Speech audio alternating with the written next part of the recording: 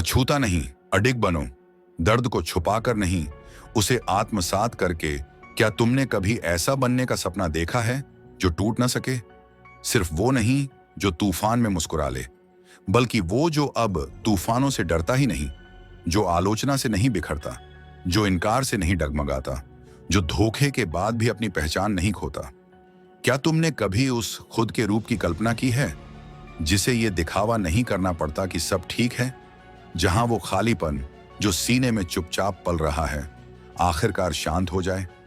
शायद शायद तुम थक चुके हो मजबूत बनने का नाटक करते करते। हर बार वो नकाब पहनते पहनते जो कहता है मैं ठीक हूं, जबकि अंदर सब कुछ बिखर चुका होता है। सबको खुश करने की कोशिश करते करते थक गए हो, सिवाय खुद के।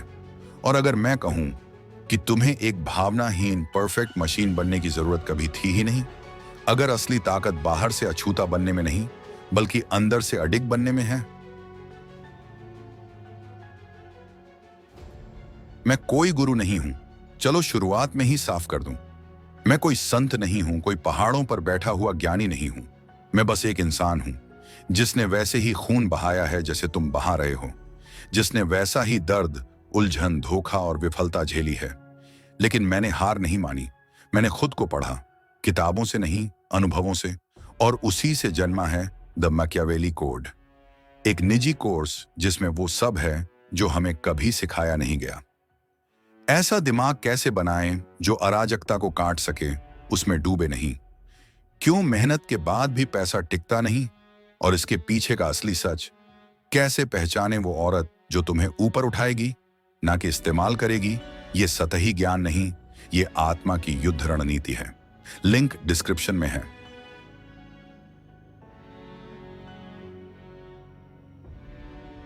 अब सुनो एक कड़वी सच्चाई, जब तक तुम दर्द से भागते रहोगे वो तुम्हें पीछा करके खा जाएगा। जब तक तुम अपने जज्बातों को खाली करने की कोशिश करते रहोगे तब तक तुम दूसरों की बातों, नजरों और चुप्पियों के गुलाम बने रहोगे। और इसमें तुम्हारी गलती नहीं, ये वही प्रोग्रामिंग है जो तुम्हें बचपन से दी गई है। क्योंकि समाज ने सिखाया मर्द बनो, मत रो, मत महसूस करो।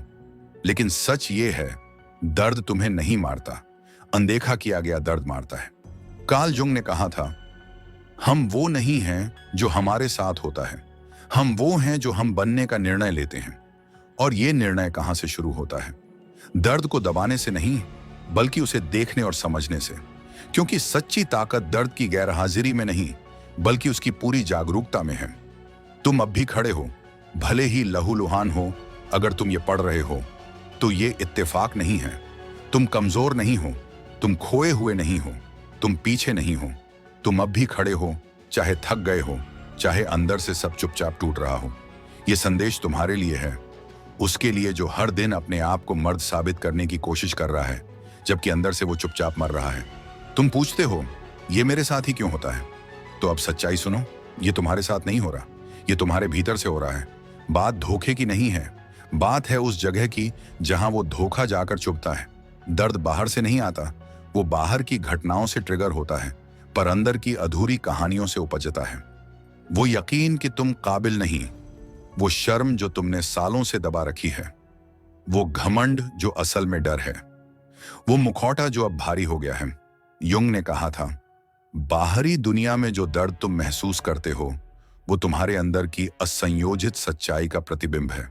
तुम्हारा सबसे बड़ा जाल, नियंत्रण का भ्रम। एक कड़वा सच सुनो, तुम आज भी पीड़ा में हो क्योंकि तुम अब भी ये मानते हो कि अगर तुम अच्छे बन जाओ तो कोई तुम्हें चोट नहीं पहुंचाएगा।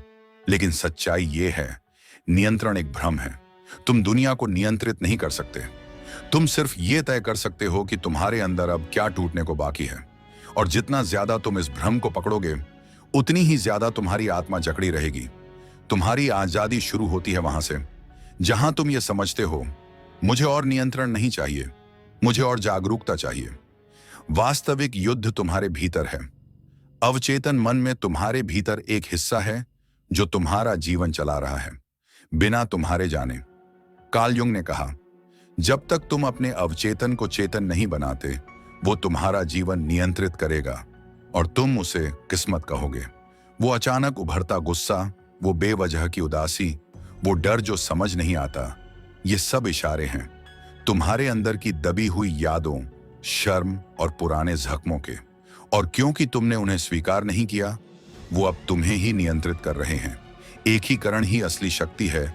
लोग सोचते हैं भावनात्मक ताकत का मतलब है कुछ न महसूस करना, पर नहीं, सच्ची ताकत का मतलब है सब कुछ महसूस करना और फिर भी न डगमगाना। तुम तब अछूते बनते हो जब तुम्हारे जख्म अब तुम्हें चौंकाते नहीं, जब शर्म अब तुम्हें नहीं दबाती, जब क्रोध अब हथियार नहीं संदेशवाहक बन जाता है। युंग ने इसे कहा इंडिविजुएशन, यानी पूर्णता की ओर यात्रा, ना कि परफेक्शन बल्कि पूर्णता। ना वो जो समाज चाहता है, ना वो जो तुमने बनने का दिखावा किया, बल्कि वो जो वास्तव में तुम हो। तब होता है असली परिवर्तन। तब तुम प्रतिक्रिया देना बंद करते हो, तब तुम देखना शुरू करते हो, तुम लड़ना छोड़ देते हो, क्योंकि अब तुम खुद से नहीं लड़ रहे। तुम अब सबको खुश करने की कोशिश नहीं करते, तुम अब खुद को साबित नहीं करते, क्योंकि अब तुम्हें पता है तुम कौन हो और ये कोई तुमसे छीन नहीं सकता। अंतिम सत्य, तुम कभी कमजोर नहीं थे, तुम बस सो रहे थे। अगर तुम यहां तक पहुंच गए हो तो इसका मतलब है तुम जाग रहे हो। ये कोई मोटिवेशन नहीं है, ये कोई दिखावा नहीं है, ये एक जागरण है।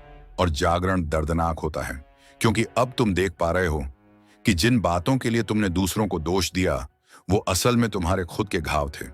तुम पूछते हो मैं अटूट कैसे बनूं? तो सुनो, तुम्हें और परफेक्ट बनने की जरूरत नहीं, तुम्हें और जागरूक बनने की जरूरत है। क्योंकि जब तुम अपनी ही परछाइयों को साफ साफ देख सकते हो, तो फिर दुनिया की परछाइयां तुम्हें नहीं डरा सकती। अगर ये शब्द तुम्हारे भीतर किसी चीज को छू गए, तो एक कमेंट लिखो, मैं जागरूकता को चुनता हूं। आओ एक ऐसी क्रांति की शुरुआत करें जहां मर्द झूठी ताकत का दिखावा छोड़ें और सचमुच जागरूक बने। और असली परिवर्तन वहीं से शुरू होता है जहां ज्यादातर लोग हार मान लेते हैं। मिलते हैं अगले अध्याय में।